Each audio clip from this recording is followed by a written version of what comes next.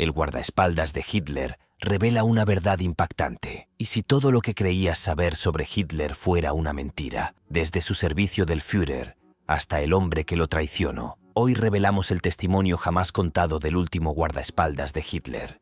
Entrando al servicio del Führer, el camino de Raukus Misch hacia el círculo íntimo del régimen de Adolf Hitler estuvo marcado menos por la ideología que por las circunstancias. Nacido en 1917 en lo que entonces era Silesia, Misch perdió a sus padres a temprana edad y fue criado por sus abuelos Dott. Como muchos jóvenes en Alemania durante la década de 1930, se vio arrastrado por la ola nacionalista y se unió a las SS, el ala paramilitar del partido nazi, en 1937. Inicialmente, fue una decisión impulsada más por un deseo de seguridad y pertenencia que por una profunda convicción política. Las SS, para jóvenes reclutas como Misch, ofrecían un futuro estable, un salario regular y un sentido de identidad Dott. En una época en la que Alemania aún se recuperaba del colapso económico de la República de Weimar y la amargura de las secuelas de la Primera Guerra Mundial, su suerte cambió rápidamente. En 1938, Misch fue seleccionado para unirse a la Leibstandarte SS Adolf Hitler, una unidad de élite formada originalmente para servir como guardaespaldas personal de Hitler. Esta no era una misión cualquiera Dott. La Leibstandarte operaba en los niveles más altos del mando nazi e incluía únicamente a hombres considerados absolutamente leales al Führer. El ingreso requería un riguroso acondicionamiento físico, una obediencia inquebrantable y una lealtad inquebrantable a la causa nazi, o al menos la capacidad de demostrar convincentemente dichas cualidades. La unidad acompañaba a Hitler en actos públicos, lo custodiaba en reuniones privadas y mantenía una presencia casi constante en torno a la cúpula del Tercer Reich Dott. Para 1940, con tan solo 23 años, Misch se había incorporado al núcleo mismo del equipo de seguridad personal de Hitler, un rol que lo pondría en estrecho contacto con una de las figuras más infames de la historia. Con el tiempo, se convirtió en una de las pocas personas con permiso para moverse libremente dentro del cuartel general del Führer. Como guardaespaldas de Hitler, buen mensajero y finalmente su oficial de comunicaciones, Misch no solo fue testigo de los últimos días del régimen, estaba integrado en su santuario interior. Esa estrecha proximidad con Hitler definiría la vida de Misch y con el tiempo su legado. Día a día, dentro del círculo de Hitler, Raukus Misch no era un guardaespaldas personal cualquiera. Trabajaba en el corazón mismo del régimen nazi, destinado en las habitaciones privadas y los búnkeres fortificados donde se tomaron las decisiones más importantes de la Segunda Guerra Mundial. Dott sus funciones iban mucho más allá de la simple guardia. Misch era responsable del mantenimiento de los sistemas de comunicación privados de Hitler, la seguridad de las líneas telefónicas, la transmisión de mensajes militares críticos y el manejo de equipos de radio y télex encriptados. Su función le otorgaba un acceso único a algunos de los aspectos más sensibles y secretos de la maquinaria de guerra nazi desde 1940 hasta la caída del Tercer Reich en 1945. El nazi Misch estuvo presente en casi todos los cuarteles generales militares de Hitler. Sirvió en la Cancillería del Reich en Berlín, el Berghof en los Alpes bávaros y, sobre todo, en la guarida del Lobo en Prusia Oriental, el principal puesto de mando de Hitler en el Frente Oriental. Fue allí, en julio de 1944, donde sobrevivió por poco al fallido intento de asesinato del coronel Klaus von Stauffenberg. Uno de los complots más famosos contra Hitler. Dott fue testigo del caos que siguió a la explosión y del estrechamiento del círculo íntimo de Hitler tras ella. A pesar de las brutales y trascendentales consecuencias del régimen al que sirvió, Misch insistió después de la guerra en que desconocía por completo las atrocidades que se cometían en la Europa ocupada. Afirmaba ser simplemente un soldado leal que cumplía órdenes, sin conocimiento del Holocausto ni del funcionamiento interno de las políticas de exterminio nazis. Dott, sin embargo, su proximidad al poder ponía en duda seriamente esas afirmaciones. Misch era a menudo el primer punto de contacto para los informes de última hora del frente y se sentaba justo afuera de las salas donde se celebraban reuniones estratégicas de alto nivel, reuniones a las que asistían figuras como Heinrich Himmler, Joseph Goebbels, Hermann Göring y Albert Speer. Dott observaba a estos hombres ir y venir, a veces presa del pánico,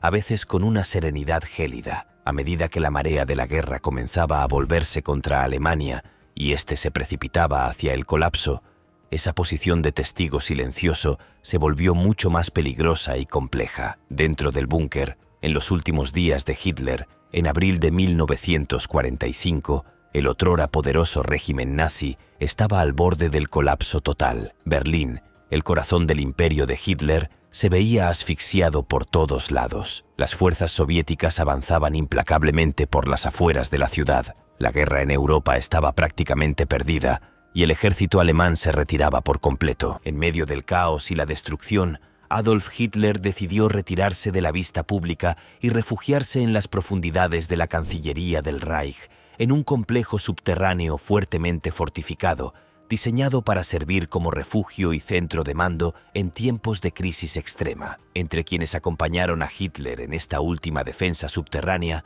se encontraba Rochus Misch. Cuando llegó la orden de trasladar las operaciones a la clandestinidad, lo siguió, sin percatarse de que se adentraba en lo que se convertiría en una de las escenas de muerte más infames de la historia moderna. Una vez encerrados en el búnker, las condiciones rápidamente se tornaron sombrías. El ambiente era tenso, opresivo y cada vez más paranoico. Hitler, ahora una sombra del hombre que una vez comandó ejércitos por toda Europa, pasó sus últimas semanas dando órdenes delirantes y obsesionándose con supuestas traiciones. Dott se negó a reconocer la magnitud de la derrota alemana, prefiriendo creer que la traición interna y no la superioridad militar aliada fue la culpable del colapso. Rochus Misch permaneció en su puesto durante todo este desmoronamiento psicológico, manteniendo los cruciales sistemas de comunicación del búnker. Pero a medida que la artillería soviética se hacía más fuerte cada hora y los informes del campo de batalla se volvían cada vez más desesperanzadores, incluso las tareas rutinarias comenzaron a parecer surrealistas.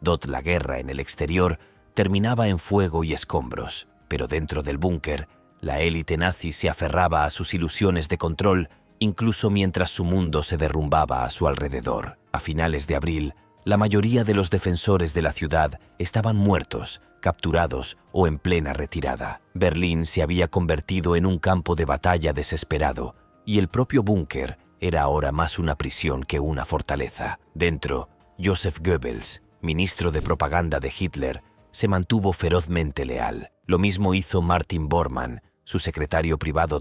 Ni por un segundo, Misch pensó en abandonar al Führer, pero ni siquiera su determinación pudo ocultar la verdad. El Tercer Reich había terminado. El 30 de abril de 1945, Adolf Hitler y Eva Braun se suicidaron en el búnker del Führer, el búnker subterráneo donde Adolf Hitler se suicidó. El 30 de abril de 1945, Eva tomó cianuro. Hitler, según la mayoría de los relatos, se disparó en la cabeza. Rochus se encontraba a pocas habitaciones de distancia cuando ocurrió. Poco después, Misch vio los cuerpos envueltos en mantas y los subió por las escaleras hasta el jardín de la Cancillería. Allí, siguiendo las instrucciones explícitas de Hitler, los cadáveres fueron colocados en un cráter de proyectil poco profundo, empapados en gasolina y prendidos fuego. El objetivo era evitar que el ejército soviético capturara los restos y los convirtiera en un espantoso trofeo de guerra. Misch permaneció bajo tierra durante 3 días más tras la muerte de Hitler. Para entonces, el búnker estaba inquietantemente silencioso, impregnado de una mezcla de miedo, desesperación y resignación. La comida escaseaba, la munición se agotaba y, sobre todo, sabían que los soviéticos se acercaban. Finalmente, sin opciones y con las tropas soviéticas acercándose a las defensas exteriores del búnker, Misch decidió huir. Pero su escape a manos soviéticas no fue el final de la historia. Era el comienzo de casi una década de cautiverio y una vida de silencio. 9 años de interrogatorios y aislamiento. Tras salir de la seguridad del búnker donde había pasado los últimos días del Tercer Reich, Rochus Misch fue rápidamente puesto bajo custodia por las fuerzas soviéticas que avanzaban. Dada su posición como guardaespaldas personal y operador telefónico de Adolf Hitler, Misch era considerado un prisionero de gran interés. La inteligencia militar soviética lo consideraba alguien con conocimiento de primera mano del comportamiento de Hitler, su círculo íntimo y, posiblemente, incluso de sus planes de guerra no revelados. Por ello, Misch fue sometido a interrogatorios implacables. Durante los 9 años siguientes, fue trasladado entre varios campos de trabajo soviéticos y prisiones de alta seguridad. Las condiciones eran brutales: inviernos rigurosos, trabajos forzados, poca comida y mínimo contacto con el mundo exterior. Los interrogatorios eran frecuentes y exhaustivos. Los funcionarios soviéticos querían saberlo todo: el estado psicológico de Hitler durante los últimos días de la guerra, las rutinas del búnker, las acciones y conversaciones de otras figuras nazis clave y cualquier secreto que pudiera haber permanecido oculto. A medida que el Reich se desmoronaba, Misch respondía lo que podía, pero a menudo afirmaba saber poco más allá de lo que tenía delante. En 1954, casi una década después de su captura, Misch fue liberado inesperadamente. Regresó a un Berlín occidental transformado, una ciudad ahora dividida por las tensiones de la Guerra Fría. A pesar de la agitación política y el trauma persistente de su encarcelamiento, Misch se reintegró discretamente a la vida civil. Abrió una pequeña tienda y eligió vivir en el mismo barrio donde había crecido, como si intentara recuperar un poco de la vida que tenía antes de la guerra. Durante muchos años permaneció alejado del foco de atención. A diferencia de otros exnazis que se enfrentaron a juicio o escaparon al exilio, Misch se mantuvo en su lugar. Mantuvo un perfil bajo, evitó las entrevistas y rara vez habló en detalle sobre lo que había visto o experimentado durante la guerra. Algunos creían que evitó el juicio simplemente porque no tenía autoridad ni había tomado decisiones importantes. Otros pensaban que se debía a su hermetismo, revelando muy poco durante sus interrogatorios y manteniendo ese silencio mucho tiempo después. En los años siguientes, Misch se convirtió en una especie de enigma. Un hombre que había estado al lado de uno de los dictadores más infames de la historia, pero que logró desaparecer en un segundo plano. Su historia permaneció en el anonimato durante mucho tiempo, pero lo que decidió decir fue tan revelador como lo que decidió omitir. El hombre que no traicionaría a su jefe. A principios de la década de 2000, el estridente Misch volvió repentinamente a la palestra como el último miembro superviviente del círculo íntimo de Adolf Hitler. Misch comenzó a conceder entrevistas, a aparecer en documentales y finalmente publicó unas memorias tituladas El último testigo de las horas finales de Adolf Hitler ha muerto. Para muchos, su reaparición fue una oportunidad de escuchar de primera mano cómo había sido vivir dentro del búnker de Hitler durante los últimos días del Tercer Reich. Pero lo que realmente impactó a la gente no fue solo lo que recordaba, sino cómo decidió hablar de ello. Lejos de mostrar remordimiento o reconocer cualquier sentimiento de culpa, Misch habló de su tiempo con Hitler con una calidez extraña, incluso nostálgica. Insistió en que simplemente había estado haciendo su trabajo, nada más y nada menos. En una entrevista de 2005 con Associated Press, le preguntaron a Misch lo obvio: ¿Hitler había mencionado alguna vez el Holocausto? Su respuesta fue contundente e inquietante. Ese nunca fue el tema. Nunca. No intentó negar la existencia del Holocausto, pero se distanció por completo de él, afirmando que nunca había oído a Hitler hablar de él. 4 años después, en una entrevista con la BBC en 2009, Misch dio algunos detalles. Admitió saber que existían campos de concentración. Incluso mencionó Dachau como el primer campo de concentración nazi establecido en 1933. Pero, una vez más, sostuvo que no comprendía realmente la magnitud ni el horror de lo que ocurría en su interior. Según él, yo sabía del campo de Dachau y de los campos de concentración en general, pero desconocía su magnitud. No formaba parte de nuestras conversaciones. Cuando se le preguntó si se arrepentía de haber servido tan de cerca a Hitler, tanto como guardaespaldas como miembro de su equipo de comunicación personal, Misch ofreció una respuesta que dejó atónitos a muchos oyentes. Era un jefe maravilloso. Viví con él 5 años. Éramos las personas más cercanas a él. Siempre estuvimos ahí. Hitler nunca estuvo sin nosotros, ni de día ni de noche. Esta lealtad inquebrantable no era solo algo que Misch expresaba en entrevistas fugaces. Fue el núcleo de sus memorias.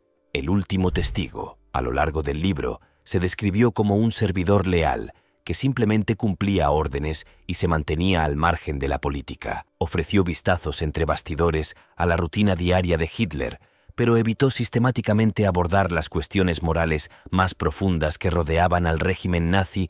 Nunca reconoció su complicidad. Nunca reflexionó sobre si estar tan cerca del poder conllevaba responsabilidad. En cambio, enmarcó los años que pasó en el círculo íntimo de Hitler como una especie de extraño trabajo de oficina DOT. En el prólogo de la edición en inglés, incluso escribió que todo había sido una realidad diferente y que su experiencia había sido poco más que un día normal de trabajo. Para algunos, especialmente en Alemania y partes de Europa del Este, Misch era visto como una reliquia de un pasado peligroso. Era visto como un hombre que había presenciado una historia atroz, pero decidió ignorar la DOT. Sin embargo, sus defensores lo describieron como un soldado atrapado por las circunstancias, un joven arrastrado a acontecimientos que escapaban a su control, que simplemente había seguido órdenes y sobrevivido. Pero los críticos argumentaron que esta explicación no solo era insuficiente, sino también peligrosa. Acusaron a los hombres de escudarse en su lealtad a Hitler para evitar asumir la responsabilidad de su papel, por insignificante que fuera, en un régimen criminal. Al presentar a Hitler como un jefe excepcional y presentarse como apolítico, Misch pareció eludir el juicio moral más amplio que había sobrevenido a tantos otros. Después de la guerra, y poco después de estas entrevistas y la publicación de su libro, ocurrió lo inevitable: el fin de un soldado leal. Roscius Misch falleció el 5 de septiembre de 2013 a los 20 años, a la edad de 96 años. Su muerte representó más que el fallecimiento de un individuo. Marcó el fin de una conexión directa y viva con uno de los capítulos más oscuros e infames de la historia moderna. Cuando Misch falleció, no hubo un último discurso dramático dirigido al público. No hubo confesión de culpa, ni disculpas sinceras, ni intento visible de redención por su papel en el régimen nazi. Tanto en vida como en muerte, Misch mantuvo una postura de férrea lealtad y un silencio estilístico respecto al régimen al que una vez sirvió tan estrechamente. Para muchos historiadores, investigadores y observadores de la Segunda Guerra Mundial y el Holocausto, el fallecimiento de Misch simbolizó el cierre de una puerta, una ruptura definitiva e irreversible con un testigo directo de los acontecimientos que moldearon el siglo XX de la manera más trágica. Sin revelaciones públicas ni íntimas, Misch era ampliamente considerado como un hombre que se llevó sus secretos, sus experiencias y quizás sus verdaderos pensamientos a la tumba. Esta suposición se mantuvo durante más de una década, hasta que una carta salió a la luz inesperadamente y dejó al mundo atónito. La carta que lo cambió todo.